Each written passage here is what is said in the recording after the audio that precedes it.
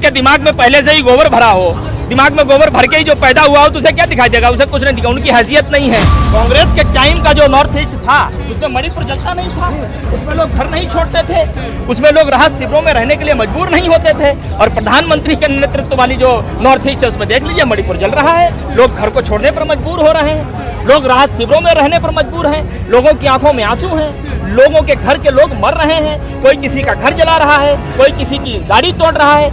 ये north east Narendra Modi के नेतृत्व वाली है और कांग्रेस के नेतृत्व वाली मणिपुर आपने देखी होगी।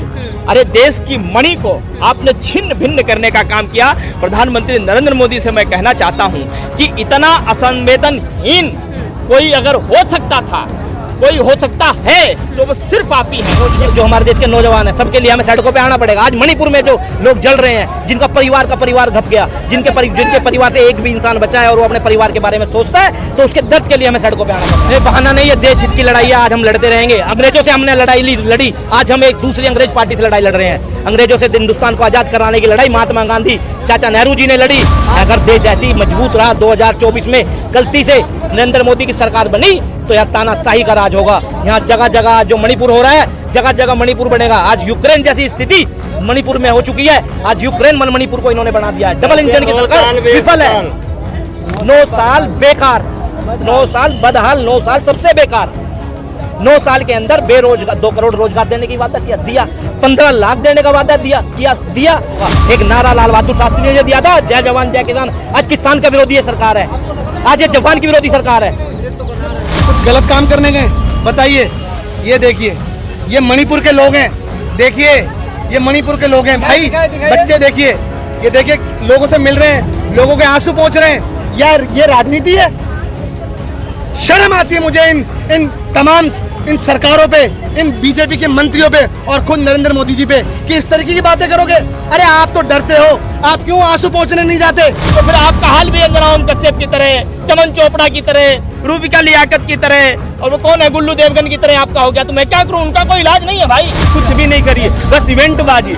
लंदन में इवेंटबाजी हो रही है। आपको प्रधानमंत्री वाशिंगटन डीसी में जाया करे, अमेरिका के व्हाइट हाउस से क्या हमारे देश का लॉ एंड ऑर्डर मेंटेन हो पाएगा? कांग्रेस के टाइम का जो नॉर्थ ईस्ट था उसमें मणिपुर जलता नहीं था, उसमें लोग घर नहीं छोड़ते थे, उसमें लोग राहत शिविरों में रहने के लिए मजबूर नहीं होते थे। और प्रधानमंत्री के नेतृत्व वाली जो नॉर्थ ईस्ट है उसमें देख लीजिए मणिपुर जल रहा है, लोग घर को छोड़ने पर मजबूर हो रहे हैं, लोग राहत शिविरों में रहने पर मजबूर हैं, लोगों की आंखों में आंसू हैं, लोगों के घर के लोग मर रहे हैं, कोई किसी का घर जला रहा है, कोई किसी की गाड़ी तोड़ रहा है। ये नॉर्थ ईस्ट नरेंद्र मोदी के नेतृत्व वाली है और कांग्रेस के नेतृत्व वाली मणिपुर आपने देखी होगी। अरे देश की मणि को आपने छिन्न भिन्न करने का काम किया। प्रधानमंत्री नरेंद्र मोदी से मैं कहना चाहता हूं कि इतना असंवेदनहीन कोई अगर हो सकता था, कोई हो सकता है तो वो सिर्फ आप ही हैं। ये क्रेडिट मैं आपको सौगात में देता हूं। माफ करिए, हमारे इस देश को 2024 में इस सत्ता से ही नहीं बल्कि आप इस देश से भी चले जाइए। ये देश के कोई हित में नहीं है। आज इनका एक राज्यपाल सतपाल मलिक बोलता है कि अडानी में उनकी पार्टी का एक सम्मानित आदमी, एक सम्मानित राज्यपाल बोलता है कि अडानी के यहाँ सारा पैसा नरेंद्र मोदी का लगा हुआ है। तो उस बात में सच्चाई है। तो नरेंद्र मोदी जी, मैं आपसे बता देना चाहता हूँ आपके चैनल के माध्यम से, नरेंद्र मोदी जी जो मणिपुर में हिंसा हो रही है उसके 100% जिम्मेदार है। छोटी-छोटी बातों के लिए आप लोग सड़कों पे आ जाते हैं। सड़कों पे तो हम आना पड़ेगा, हमें आपकी लड़ाई लड़नी पड़ेगी। आप हमारे देश की जनता हो, जो मासूम, जो हमारा बेरोजगार नौजवान है, पढ़ा लिखा, जो हमारा देश का किसान है, जो हमारे देश के नौजवान है, सबके लिए हमें सड़कों पे आना पड़ेगा। आज मणिपुर में जो लोग जल रहे हैं, जिनका परिवार घप गया, जिनके परिवार से एक भी इंसान बचा है और वो अपने परिवार के बारे में सोचता है, तो उसके दर्द के लिए हमें सड़कों पे आना पड़ रहा है। बस बहाना मिलना चाहिए आप लोगों को। बहाना नहीं है, देश हित की लड़ाई है, आज हम लड़ते रहेंगे। अंग्रेजों से हमने लड़ी, आज हम एक दूसरी अंग्रेज पार्टी से लड़ाई लड़ रहे हैं। अंग्रेजों से हिंदुस्तान को आजाद कराने की लड़ाई महात्मा गांधी, चाचा नेहरू जी ने लड़ी। आज हम कांग्रेस पार्टी राहुल जी के नेतृत्व में आज हम लड़ाई लड़ रहे हैं अंग्रेजों के पिट्ठू हैं उनसे, जो उनकी नीति है। विकास कर हजम नहीं हो रहा है क्या? देश विकास कर रहा है। देश कहाँ विकास कर रहा है? विकास कर रहे हैं कुछ उद्योगपति, गिने चुने, अडानी अंबानी, जो गुजरात के उद्योगपति हैं, सिर्फ वो विकास कर रहे हैं। देश को ये विकास नहीं कर रहा है। मजबूत हाथों में है देश, मजबूत हाथों में है देश, मजबूत हाथों में। आप सही कह रहे हैं। अंबानी, ये बहुत मजबूत हाथ है जिसमें देश आ चुका है। अगर देश ऐसी मजबूत रहा 2024 में गलती से नरेंद्र मोदी की सरकार बनी तो यहाँ तानाशाही का राज होगा। यहाँ जगह जगह जो मणिपुर हो रहा है, जगह जगह मणिपुर बनेगा। आज यूक्रेन जैसी स्थिति मणिपुर में हो चुकी है। आज यूक्रेन मणिपुर को इन्होंने बना दिया है। डबल इंजन की सरकार विफल है। 9 साल बेकार, 9 साल बदहाल, 9 साल सबसे बेकार। 9 साल के अंदर बेरोजगार 2 करोड़ रोजगार देने की वादा किया, दिया। 15 लाख देने का वादा दिया, दिया।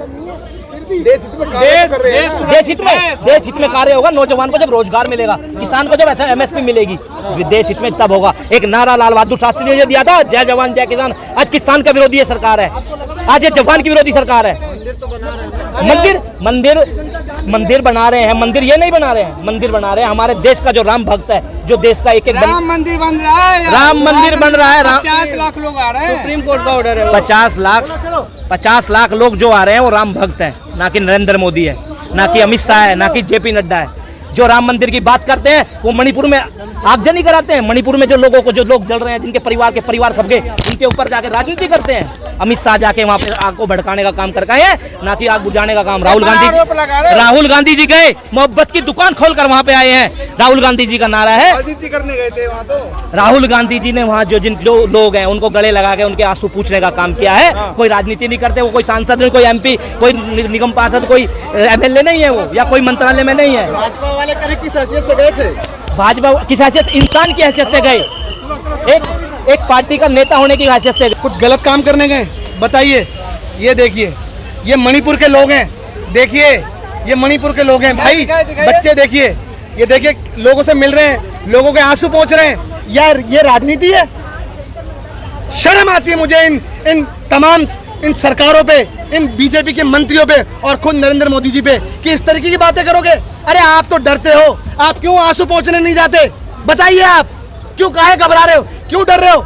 हमारा तो डबल इंजन की सरकार है। अरे आपकी खुद की सरकार है, बताइए आप।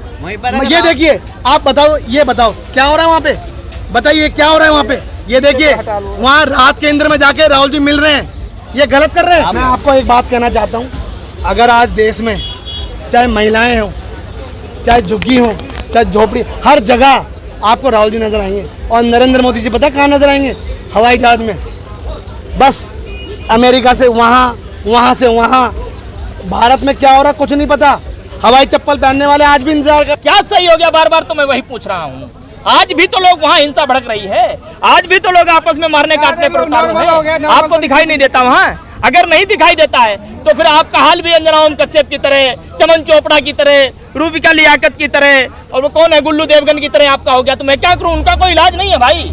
उनके दिमाग में पूरी तरीके से गोबर भर गया है, वो देखना ही नहीं चाहते। वो सिर्फ ये देखना चाहते हैं कि प्रधानमंत्री नरेंद्र मोदी का बड़े गर्मजोशी से स्वागत हुआ अमेरिका के हेलीपैड पे। क्या खाया, कहाँ बैठे, कहाँ सोए, ये सब उनको दिखाई देता है। देश की जनता इस मीडिया को कहाँ दिखाई देती है? संबित पात्रा कह रहे समझदारी नहीं है राहुल गांधी। हाँ, सही कह रहे हो आप। जिसके दिमाग में पहले से ही गोबर भरा हो, दिमाग में गोबर भर के ही जो पैदा हुआ हो, तो उसे क्या दिखाई देगा? उसे कुछ नहीं दिखा। उनकी हैसियत नहीं है। उनके अपने भाड़े से बुलाए हुए लोग थे। अगर उनकी ये इच्छा थी कि नहीं हम रेजिग्नेशन देंगे, तो आप कॉन्स्टिट्यूशन के आधार पे जाते, आप बोल देते भाई राज्यपाल को कि मुझसे नहीं गवर्नमेंट चल पाएगी, क्योंकि उनसे चल भी नहीं रही है, नहीं चल रही है। आप रेजिग्नेशन वहाँ दो, लोगों को दे रहे हो, जो अपने बुलाए हुए अपने कार्यकर्ताओं को दे रहे हो।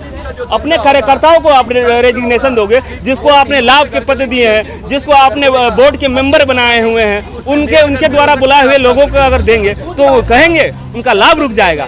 इसलिए मैं राज्य सरकार या केंद्र सरकार जो विफल नहीं हिंसा को रोकने में अब तक। देखिए, बिल्कुल भी नहीं।